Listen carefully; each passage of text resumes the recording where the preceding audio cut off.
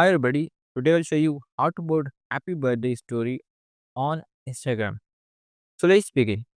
So as you can see here that we are already inside our Instagram profile. So to put a happy birthday story, we have to create a normal story. So you're gonna tap on plus icon and here you can see the icon of the alphabet. So you're gonna tap on that. I have to go for the second option that is actually for the happy birthday story.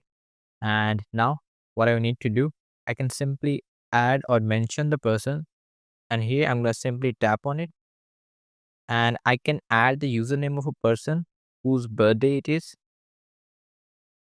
All right. So I have added the username. And now what we can do, we can simply tap on next and we can click on share. And now you'll be able to see happy birthday story on our Instagram.